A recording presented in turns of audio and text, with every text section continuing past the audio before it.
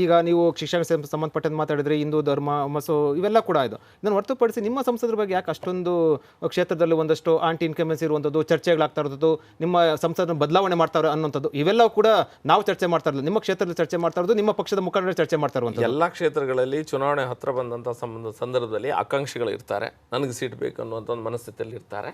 ಆ ರೀತಿಯ ಬಂದಾಗ ಒಂದು ಗೊಂದಲ ಇದ್ದೇ ಇರ್ತದೆ. ಎಲ್ಲ ಇಲೆಕ್ಷನ್ ಇದು ಚುನಾವಣೆ ರಾಜಕೀಯದಲ್ಲಿ ಇದ್ದದ್ದೇ. ಅವರಿಗೆ ಇನ್ಕಮೆನ್ಸ್ ಉಂಟು, ಯಾರು ಮುಂದಿನ ಸಂಸದರ ನಿಮ್ಮ ಕ್ಷೇತ್ರದಲ್ಲಿ ಪಕ್ಷ ಯಾರಿಗೆ ಕೊಡ್ತದೆ ಅವರನ್ನು ಗೆಲ್ಲಿಸುವಂಥ ಕೆಲಸ ಇಷ್ಟ ತನಕ ಭಾರತೀಯ ಜನತಾ ಪಾರ್ಟಿ ಮತ್ತು ಜನರು ದಕ್ಷಿಣ ನಳಿನ್ ಕುಮಾರ್ ಕಟೀಲ್ ಮತ್ತೆ ಅವಕಾಶ ಕೊಡಬೇಕು ಕೊಡಬಾರ್ದು ನೋಡಿ. ನಾನು ಅವರಿಗೆ ಕೊಟ್ಟರೆ ಅವರನ್ನೇ ಗೆಲ್ಲಿಸ್ತೇವೆ, ಅವರಿಗೆ ಕೊಡದಿದ್ರೆ ಅದು ಪಕ್ಷಕ್ಕೆ ಬಿಟ್ಟಂತ ವಿಷಯ. ಅರುಣ್ ಪುತ್ತೇಲದು ಏನು ಮತ್ತೆ ಎಲ್ಲ ಕಾಂಪ್ರಮೈಸ್ ಆಯಿತು, ಸೊ ಅವರೇ ಮುಂದಿನ ಅಭ್ಯರ್ಥಿ ಅಂತ ಹೇಳ್ತಾ ಇರುವಂಥದ್ದು ನಿಜನಾ? ನೋಡಿ, ಯಾರೇ ಅಭ್ಯರ್ಥಿ ಅನ್ನೋದನ್ನು ಇಷ್ಟವರೆಗೆ BJP ಪಾರ್ಟಿಯಿಂದ ಯಾವುದೇ ಸರ್ಕ್ಯುಲರ್ ಅಥವಾ ಘೋಷಣೆ ಆಗಲಿಲ್ಲ. ಸೊ ಅದು ಇವಾಗಲೇ ಅದನ್ನು ಹೇಳಲಿಕ್ಕೆ ಕಾಂಗ್ರೆಸ್ ಹೇಳ್ತಾ ಇದ್ದಾರೆ ಈ ಬಾರಿ ಅಂದರೆ ಪ್ರತಿ ಸರಿ ನಿಮ್ಮ ಒಂದು ಇತಿಹಾಸ ನೋಡೋದಾದ್ರೆ ಮೂರಕ್ಕಿಂತ MP ಯಾರು ಕೂಡ ಬೇರೆ ಪಕ್ಷದವರಾಗಿರೋದು 3 ಬಾರಿ ಒಂದೇ ಸರಿ ಆಗಿರುವಂಥದ್ದು ಯಾರು ಕೂಡ ಆಗಿಲ್ಲ ಅಂತ.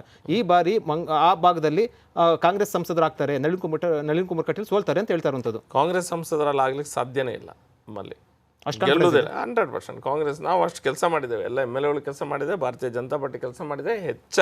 ಎಲ್ಲದಕ್ಕಿಂತ ಜಾಸ್ತಿಯಾಗಿ ಮೋದಿಯನ್ನು ಮತ್ತೊಮ್ಮೆ ಪ್ರಧಾನಿಯಾಗಿ ನೋಡಬೇಕನ್ನುವಂಥ ಮನಸ್ಥಿತಿ ಪ್ರತಿಯೊಬ್ಬ ಸಾರ್ವಜನಿಕ. ಕೇವಲ ಮೋದಿ ಮುಖದಲ್ಲಿ ಮಾತ್ರ ನೀವು ಏನು ಓಟ್ ಕೇಳುತ್ತದೆ MP ಚುನಾವಣೆಯಲ್ಲಿ, ಮತ್ತೆ ರಾಹುಲ್ ಗಾಂಧಿ ಮುಖದಲ್ಲಿ ಕೇಳಲಿಕ್ಕೆ ಆಗ್ತದ? ಅಂದ್ರೆ ಕ್ಷೇತ್ರದ ಅಭಿವೃದ್ಧಿ ಸಂಬಂಧಪಟ್ಟಂತೆ ಕೇಳಕ್ಕೆ ಹೋಗೋದಿಲ್ಲ, ಮತ್ತೆ ರಾಜ್ಯ BJP ನಾಯಕರಲ್ಲಿ ಗೊಂದಲ ಇರುವಂಥದ್ದು ಇವ್ಯಾವು ಕೂಡ ಎಫೆಕ್ಟ್ ಆಗೋದಿಲ್ಲ. ನಮಗೆ ಯಾವುದೇ ಎಫೆಕ್ಟ್ ಆಗೋದಿಲ್ಲ. ಯಾಕಂತ ಹೇಳ್ತಾರೆ, ಅಭಿವೃದ್ಧಿ ಆಗಿದೆ, ಸಾವಿರಾರು ಕೋಟಿಯಷ್ಟು ಅಭಿವೃದ್ಧಿ ಆಗಿದೆ ಮಂಗಳೂರಲ್ಲಿ. ನೀವು ಅಭಿವೃದ್ಧಿ ವಿಷಯ ಹೇಳಿದರೆ ನಾನು ಪಟ್ಟಿ ಕೊಡ್ತೇನೆ, ನನ್ನ ಹತ್ರ ಇದೆ.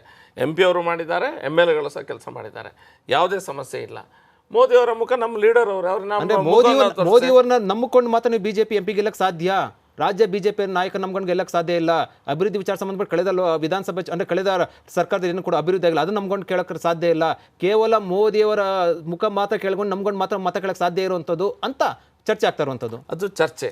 ಮಂಗಳೂರಲ್ಲಿ ನಾವು ಈಗ ಕಾರ್ಪೊರೇಷನ್ ಎಲೆಕ್ಷನ್ ಆದಂಥ ಸಂದರ್ಭದಲ್ಲಿ ನಮ್ಮ ಹತ್ರ ಕೇಳಿದರು ಯಾರಾದರೂ ರಾಜ್ಯ ನಾಯಕರು ಬೇಕಂತ ಅಂತ. ನಮ್ಮಲ್ಲಿ ಜನರಿಗೆ ಯಾರೋ ಒಬ್ಬರು ನಾಯಕರು ಬಂದೇ ಈ ರೀತಿ ಎಫೆಕ್ಟ್ ಮಾಡಬೇಕಂತ ಇಲ್ಲ. ನಮ್ಮಲ್ಲಿ ಜನರು ಕಲಿತವರು, ವಿದ್ಯಾವಂತರು, ಎಲ್ಲರೂ ಸಹ ಎಲ್ಲ ರೀತಿಯ ಕಲಿಯದೇ ಇದ್ದಂಥವರು ಸಹ ಇದ್ದಾರೆ. ಎಲ್ಲರಿಗೂ ಸಹ ಕ್ಲಿಯರ್ ಅರ್ಥ ಆಗ್ತದೆ. ಮುಂಚಿಂದ ಕೂಡ ಬೇರೆ ಜಿಲ್ಲೆಗಳಲ್ಲಿ ಈ ರೀತಿ ಇರೋದಿಲ್ಲ. ನಿಮ್ಮ ಭಾಗದಲ್ಲಿ ಯಾವಾಗ ನೋಡಿ ಹಿಂದೂ ಮುಸ್ಲಿಂ ವಿಚಾರ ಸಂಬಂಧಪಟ್ಟಂತೆ ಬರುವಂಥದ್ದು, ಧರ್ಮದ ವಿಚಾರ ಬರುವಂಥದ್ದು, ಯಾಕೆ ಇದೇನು ಇದನ್ನು ಹಿಡನ್ ಅಜೆಂಡನೋ ಅಥವಾ ಅದೇ ರೀತಿ ಉಟ್ಕೊಳ್ಳುತ್ತೋ ಏನು ಇದು ಅರ್ಥ ಆಗ್ತಾ ಇಲ್ಲ. ಯಾಕಂತ ಹೇಳಿದ್ರೆ ಅದ್ರ ಹಿಂದೆ ಕೆಲವು ಸ್ಥಾಪಿತ ಹಿತಾಸಕ್ತಿಗಳು ಏನಂತ ಹೇಳ್ತೇವೆ ಅದು ಇದ್ದಾರೆ. ಈಗ ನಮ್ಮ SDP ಅಂತ ಸಂಸ್ಥೆಗಳಿದೆ. ಕಾಂಗ್ರೆಸ್ನ ಲೀಡರ್ಸು ಬೇಡದಿದ್ದಾಗ ಯಾವಾಗ ತುಷ್ಟೀಕರಣ ಮಾಡಲಿಕ್ಕೆ ಅಗತ್ಯ ಇಲ್ಲ, ಸರಿ ತಪ್ಪನ್ನು ಬಿಟ್ಟು ತುಷ್ಟೀಕರಣ. SDP ಹಿಂದೆ ಕೂಡ BJP ಇದ್ದಾರೆ ಅಂತ ಹೇಳ್ತಾ ಇರುವಂಥದ್ದು, ಅದು ಖಾಲಿ ಹೇಳ್ತಾ ಇರುವಂಥದ್ದು. ಹೌದು, ಚುನಾವಣೆ ಸಂದರ್ಭದಲ್ಲಿ SDP ಬಳಸ್ಕೊಳ್ತಾರೆ ಕಾಂಗ್ರೆಸ್ನ ಒಡೆಯೋದಕ್ಕೆ ಅಂತ ಹೇಳ್ತಾ ಇರುವಂಥದ್ದು. ಅದೆಲ್ಲ ಊಹಾಪೋಹೆ ಹೇಳ್ತಾ ಇರುವಂಥದ್ದು. ನಮ್ಮಲ್ಲಿ ಕೋಮು ಘರ್ಷಣೆಗೆ ಕಾಂಗ್ರೆಸ್ ಮತ್ತು SDP ಅವರೇ ಕಾರಣ. ಇಲ್ಲದಿದ್ರೆ ಏನೋ ಸಮಸ್ಯೆ ಆಗೋದಿಲ್ಲ. ಅಷ್ಟೊಂದು ಹೋರಾಟ ಮಾಡಿದ್ರಿ, ದೊಡ್ಡ ಮಟ್ಟದಲ್ಲಿ ಅದು ರಾಷ್ಟ್ರ ಮಟ್ಟದಲ್ಲೂ ಕೂಡ ಸುದ್ದಿ ಆಯಿತು. ಅದರ ಪರಿಣಾಮ ಏನು ಬಹಳ ದೊಡ್ಡ ಬದಲಾವಣೆನೇನು ನಾವು ಕಾಣ್ತಾ ಇಲ್ಲ. ಅಲ್ಲೇನು ಮತ್ತೆ ನೀವು ಅಂಥದ್ದೇ ಪ್ರಶ್ನೆ ಎತ್ತಬೇಕಾಗಿ ಬಂದಿದೆ ಇವಾಗ. ಯಾಕಂತಂದ್ರೆ ಮತ್ತೆ ಧರ್ಮದ ಅವಹೇಳನದಂಥ ಮಾತು ಅದೆಲ್ಲ ಕೇಳಿ ಬರ್ತಾನೆ ಇದೆ. ಏನು ದೊಡ್ಡ ಬದಲಾವಣೆ ಏನು ಕಾಣಿಸ್ಲಿಲ್ಲ. ನೀವು ಹೇಳುವಂಥ ಒಂದು ಸಾಮರಸ್ಯದ ಭಾವ ಏನು ಮೂಡಬೇಕಾಗಿತ್ತಲ್ಲ, ಔಟ್ ಆಫ್ ದಟ್ ಏನೂ ಆಗಲಿಲ್ಲ ಅನ್ನೋವಂಥದ್ದು. ಈಗ ಮದರಸ ಶಿಕ್ಷಣ ಕರಿಕ್ಯುಲಮ್ ಬಹಿರಂಗ ಆಗಬೇಕು ಅಂತ ಹೇಳ್ತಾ ಇದ್ರಿ. How will you take it forward? ಯಾಕಂತಂದ್ರೆ ಅದಕ್ಕೆ ನಿಮ್ಗೆ ಸಮಾಜದಿಂದ ಏನು ಒಂದು ದೊಡ್ಡ ಮಟ್ಟದ ಸಪೋರ್ಟ್ ವ್ಯಕ್ತ ಆಗಬೇಕಿತ್ತು, ಆಗ್ತಾ ಇಲ್ಲ. How will you take it forward? This is my personal belief. ಇದು ಪಾರ್ಟಿ ಸ್ಟ್ಯಾಂಡ ಮತ್ತೊಂದು ಸ್ಟ್ಯಾಂಡ ಅಲ್ಲ. ನನ್ನ ಹತ್ರ ಅವ್ರು ಪ್ರಶ್ನೆ ಕೇಳಿದರು ಮದ್ರಸದ ಬಗ್ಗೆ ಪ್ರಶ್ನೆ ಕೇಳಿದಾಗ ನಾನು ಆ ಉತ್ತರವನ್ನು ಕೊಟ್ಟಿದ್ದೇನೆ. ಕರಿಕ್ಯುಲಮನ್ನು ನಾವು as a teacher also, as a responsible political representative, how will you take it forward? See 100% I am going to place this in the floor. I am going to ask what is going to be, ಯಾವುದನ್ನು ಏನನ್ನು ಕಲಿಸ್ತಾ ಇದ್ದಾರೆ ಅಲ್ಲಿ, ಅದನ್ನು ನಾನು ಪ್ರಶ್ನೆ ಮಾಡಿಯೇ ಮಾಡ್ತೇನೆ. ನಾನು ಈಗ ಅವರು ಹೇಳಿದ ನಂತರ 100% I am going to ask, ಕೇಳಿಯೇ JDS ಜೊತೆ ಮೈತ್ರಿ ಅವಶ್ಯಕತೆ ಇತ್ತಾ? JDS ಜೊತೆ ಮೈತ್ರಿ, ಕೆಲವು JDS ಸ್ಟ್ರಾಂಗ್ ಇರುವಂಥ ಪಾಕೆಟ್ಸ್ಗಳಿದೆ. JDS ಅಲ್ಲಿ ಗಟ್ಟಿ ಇದ್ದಾರೆ. ಅವ್ರ ಜೊತೆಗೆ ಆ ಪ್ರದೇಶದಲ್ಲಿ ಮೈತ್ರಿ ಮಾಡಿಕೊಂಡ್ರೆ ಖಂಡಿತ ಒಳ್ಳೇದಾಗ್ತದೆ ಪಕ್ಷಕ್ಕೆ. You are getting more people into your. Bharat Shetty ಅವರು ಕೋಮುವಾದಿನ, ಹಿಂದೂ ಒಬ್ಬ ಕೋಮುವಾದಿ ಆಗ್ಲಿಕ್ಕೆ ಸಾಧ್ಯನೇ ಇಲ್ಲ.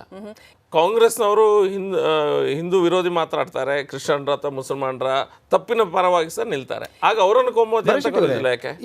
ಅಂದರೆ ನಿಮ್ಮ ಭಾಗದಲ್ಲಿ ಕೋಮು ಗಲಭೆ ಮತ್ತೊಂದು ಆದಾಗ BJP ಕಾರಣ ಅಂತ ಕಾಂಗ್ರೆಸ್ ಅವರು ಹೇಳ್ತಾರೆ, ನೀವು ಹೇಳ್ತಾ ಇದ್ದೀರಾ ಕಾಂಗ್ರೆಸ್ ಕಾರಣ ಅಂತ ಹೇಳ್ತಾ ಇದ್ದೀರಾ. ಅಭಿವೃದ್ಧಿ ವಿಚಾರ ಚರ್ಚೆ ಆಗಬೇಕು. ಇಂಥ ಕೋಮು ಗಲಭೆಗಳು, ಹಿಂದೂ ಮುಸ್ಲಿಂ ಗಲಾಟೆಗಳು ಇವೆಲ್ಲ ಬೇಕಿತ್ತು, ಇವೆಲ್ಲ ಅವಶ್ಯಕತೆ ಇದೆಯಾ? I exactly agree with you. ಅಭಿವೃದ್ಧಿ ವಿಷಯ ಚರ್ಚೆ ಆಗಲೇಬೇಕು. ಅಭಿವೃದ್ಧಿ ಯಾವಾಗ ಆಗ್ತದೆ? ಶಾಂತಿ ಸೌಹಾರ್ದತೆ ಸಮಾಜದಲ್ಲಿ ಇದ್ದಾಗ ಅಭಿವೃದ್ಧಿ ಮಾಡಲಿಕ್ಕೆ ಸಾಧ್ಯ. ಶಾಂತಿ ಸೌಹಾರ್ದತೆ ಹೇಗೆ ಬರ್ತದೆ? ಸುಳ್ಳಿನ ಮೇಲೆ ಶಾಂತಿ ಸೌಹಾರ್ದತೆಯನ್ನು ಕಟ್ಟಲಿಕ್ಕೆ ಸಾಧ್ಯನೇ ಇಲ್ಲ.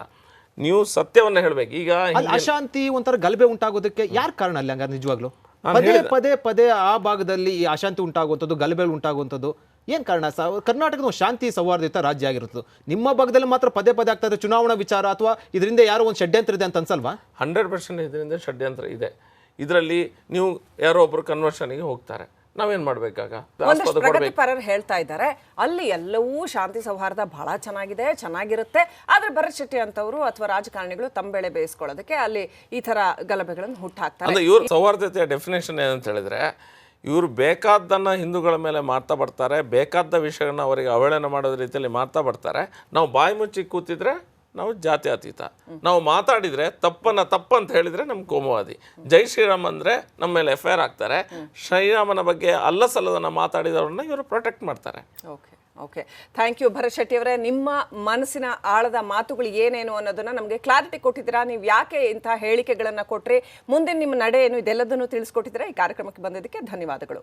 Thank you.